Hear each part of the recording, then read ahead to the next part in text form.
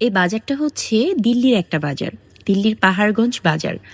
দিল্লিতে আসার পর আমরা সবথেকে বড় যে প্রবলেমটা ফেস করেছি সেটা হচ্ছে খাবারের প্রবলেম। অনেকের কাছেই শুনতাম এবং বিভিন্ন ব্লগ এবং ভিডিও দেখে ভাবতাম দিল্লিতে আসলে খাবার-দাবার হয়তোবা অনেক মজার হবে। ভাবতাম ইন্ডিয়ার স্ট্রিট ফুডগুলো আসলেই হয়তো খুব টেস্টি। কিন্তু না, আমরা যারা বাঙালিরা রয়েছি তাদের কাছে আসলে এই ধরনের ফুডগুলা অনেকের কাছেই ভালো লাগবে না। আমার মনে হচ্ছে যেটা বেশিরভাগ মানুষের কাছেই এটা ভালো লাগবে না। ১ম দিন আমরা দিল্লিতে যখন এসেছি আমরা একদমই কিচ্ছু খেতে পারিনি। আমরা খাবার নিয়ে খুবই একটা বিপদের মধ্যে ছিলাম। ২ দিন পর্যন্ত আমরা বাজার-টাজার সব খুঁজে রুমের মধ্যে চাল, ডাল এগুলো সবকিছু কিনে এখন সবজির বাজারে এসেছি সবজি কিনতে। সবজি-টবজি সবকিছু নিয়ে রুমে আসলাম। আমরা হচ্ছে রুমে রান্না-বান্না করে তারপরে খাবো। এজন্য সবকিছু নিয়ে এসেছি যা, যা প্রয়োজন।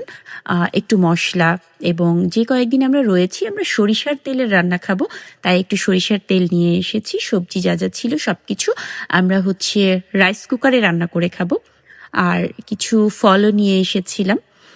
তো রুমের মধ্যে রাইস কুকারের মধ্যে আমরা ভাত, তরকারি সবকিছুই রান্না করেছি। আর এখানে একটা দোকান আছে যে দোকানটাতে একদম আমাদের বাঙালি রান্নার মতো গরুর মাংস কিনতে পাওয়া যায়।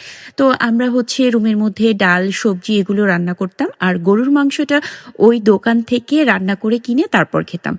আর ১ম দিন যেদিন আমরা এখানে আসি তখন তো আমরা জাস্ট শুধু সালাদ দিয়েই ভাত খেয়েছিলাম। সাথে আমাদের কোনো তরকারি ছিল না। তারপরেও মনে হয়েছে শুধু সালাদ আর ভাত সেটাই অমৃত। এতটা স্বাদ লেগেছিল।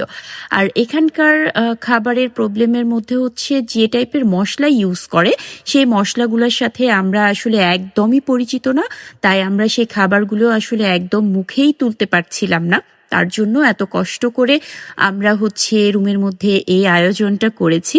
তবে হ্যাঁ, খাবার খেতে ভালোই লেগেছে। এখানে আদা রসুন ছাড়া মসলা খুবই কম দিয়ে আমরা রান্না করে খেয়েছি। তারপরেও সবগুলো রান্না আমাদের কাছে মনে হতো যে এই রান্নাগুলোই আসলে কত মজার। অথচ বাংলাদেশে আমরা কত রকম আদা রসুন এটা সেটা দিয়ে রান্না করি।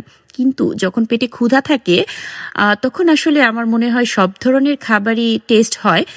তারপরেও ক্ষুধার সময় কেন জানি না আমি ইন্ডিয়ান যে ফুডগুলো ছিল, ইন্ডিয়ান এখানে বাঙালি হোটেলে ছিল, তারপরেও আমি সেই খাবারগুলো খেতে পারি নাই।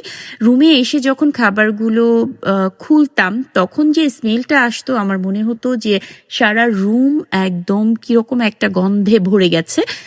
যে গন্ধটার কারণে খাবারটা আমি মুখেই তুলতে পারতাম না।